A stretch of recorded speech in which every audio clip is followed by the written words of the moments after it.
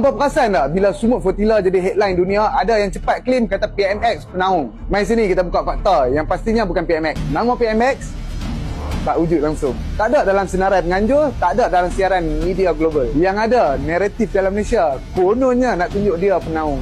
Jadi, jangan keliru. Flotilla ni hasil kerja keras, titik peluh, pengorbanan NGO, aktivis antarabangsa. Tak, ni mana pula datang dia ni?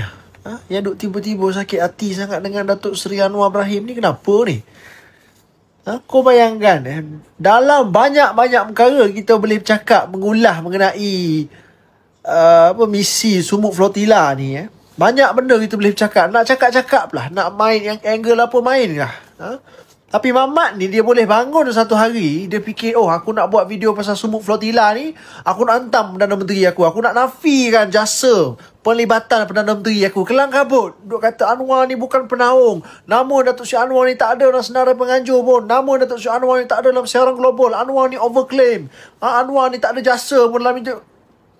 Kau bayangkan dalam banyak-banyak perkara ni kita boleh ulas, kata walaupun kita tak suka pada Anwar Ibrahim sekalipun, kita boleh bersatu dalam isu ni. Kita bagi kredit kepada Perdana Menteri kita. Rakyat Malaysia yang ikut pergi misi pertama tu pun sekarang ni dah sampai dekat Istanbul. Nak balik dah ke Malaysia tak lama, 2-3 hari lagi insyaAllah. Sampailah mereka tu di KLIA. Sekarang ni kita duk fokus pelayaran gelombang kedua, gelombang ketiga dah sekarang ni. Kita dah habis dah isu cerita mengenai gelombang pertama, habis dah.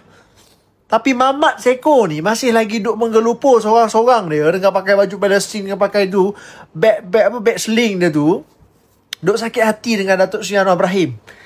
Untuk pengetahuan kau Mamat ni salah seorang yang ikut trip gelombang ketiga tu pun, Profesor Dr. Afandi Saleh tu, dia ahli Majlis Pimpinan Pusat Parti Keadilan. Dia soal Datuk Seri Anwar penaung patron Sumut Nusantara punya misi ni, bukan Datuk Seri Anwar Ibrahim yang dedahkan, yang pergi cerita, oh saya lah penaung misi ni. Tak. Yang cerita pada orang ramai tu pun, siapa dia? Ni, saudara Nadi Al-Nuri. Siapa saudara Nadi Al-Nuri ni? Nadi Al-Nuri ni orang yang kita kenal. Dia bangun pagi, dia tidur malam, semua berkait dengan Palestin. Dia sendiri pun ada atas salah satu kapal yang bersama dengan rakyat-rakyat Malaysia yang lain tu, yang berlayar pergi ke sana, yang akan balik ke negara ni tak lama lagi ni. Dia berjuang lama dah. Dia pernah duduk di bumi. Dia tengok dengan mata kepala dia sendiri. Dia menjadi saksi rakyat Palestin dekat sana berjuang mempertahankan tanah air dia orang. Ni, Nadi Al-Nuri ni. Nadi Al-Nuri ni juga orang kuat PAS, Perikatan Nasional, PRU15 dulu. Dia kempen bersama dengan PAS.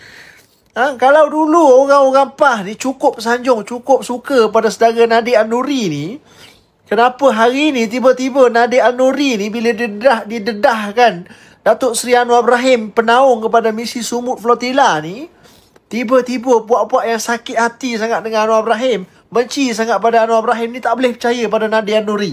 Oh, tiba-tiba Nadi ni bohong. Tiba-tiba Nadi ni cakap perkara tak betul. Tak boleh percaya pada Nadi Al-Nuri. Ini baruah Anwar Ibrahim. Nadi ni walanon. Nadi ni. Tiba-tiba pula hari ni. Dulu Nadi ni bercakap atas pentas Perikatan Nasional, atas pentas PAS.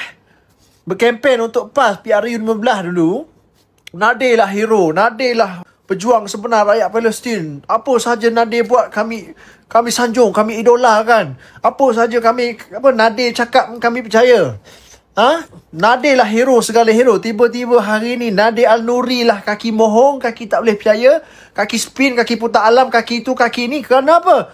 Kerana Nadi Al-Nuri ni dedahkan Datuk Seri Anwar Ibrahim, Perdana Menteri kita, patron penaung kepada misi Sumut Flotilla.